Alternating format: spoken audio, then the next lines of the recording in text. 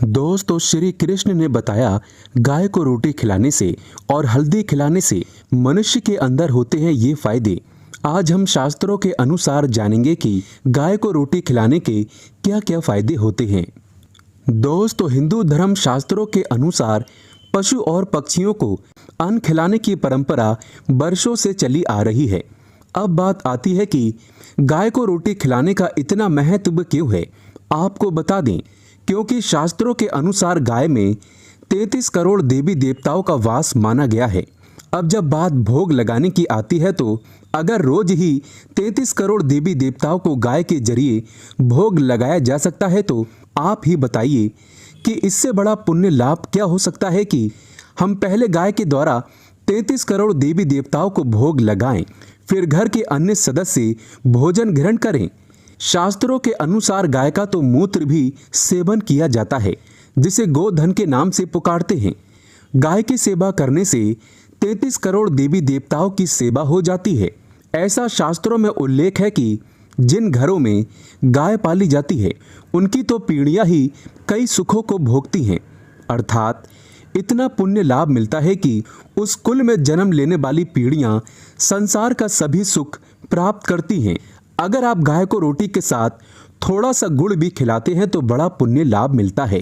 पर एक बात का ध्यान रखिएगा कि जब भी आप गाय को गुड़ खिलाएं तो गाय हमेशा बैठी हुई होनी चाहिए। खड़ी गाय को कभी भी गुड़ नहीं खिलाया जाता। दोस्तों, खासकर सोमवार के दिन शिव की पूजा के बाद भोग लगाकर गाय को कुछ न कुछ सफ़ेद चीज़ जरूर खिलानी चाहिए, जैसे बर्फी, चावल, सफ़ेद लड्डू वगैरह जरूर खिलाएं। इसके कई पुण्य व्यक्ति को प्राप्त होते हैं और सोमवार का व्रत संपूर्ण सफल हो जाता है। मंगलवार को गाय को रोटी के साथ बेसन के लड्डू खिलाने से संपूर्ण लाभ होता है। इससे व्यक्ति का मंगल शांत हो जाता है। और वहीं बुधवार को हरा चारा यानी कि दुर्वा घास खिलाने से बुध ग्रह शांत हो जाता है। इससे भगवान गणेश प्रसन्न होते हैं। ऐसे में गुरुवार को जब भी आप गाय को रोटी खिलाते हैं तो थोड़ी सी आप हल्दी मिलाकर रोटी बनाएं और गाय को वो रोटी खिला दें। इससे भी बहुत ही पुण्य लाभ होता है।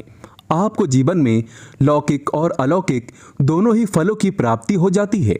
शुक्रवार के दिन गाय को खीर खिलाने से शुक्र ग्रह मजबूत होता है। देवी लक्ष्मी प्रसन्न होती है, जिसके कारण व्यक्ति मालामाल हो जाता है। माता लक्ष्मी मेहरबान हो जाती है। माना जाता है कि शनिवार के दिन गाय को काले तिल और उड़द पीसकर गेहूं के आटे में डालकर रोटी बनाकर खिलाने से शनि दोष शांत हो जाता है। दोस्तों, वहीं हर रविवार को रोटी के साथ गुड़ मिलाकर गाय को खिलाने से सूर्य की महादशा ठीक हो जाती है। व्यक्ति निश्चित तौर पर धनी बन जाता है। दोस्तों, अब एक परेशानी ये आती है कि शहरों में लोग ऊंचे ऊंचे फ्लैट में रहते हैं। फ्लैट सिस्टम होने के कारण गाय को रोटी खिलाने में जिसे भी परेशानी आती है उसके लिए एक उपाय है। आप जिस सोसाइटी में रहते हैं वहाँ गेट कीपर तो जरूर होगा। आप पहली रोटी बनाकर उस गेट कीपर को जरूर दे दें। जरूरी नहीं होता कि आप अपने हाथ से ही गाय को रोटी खिलाएं।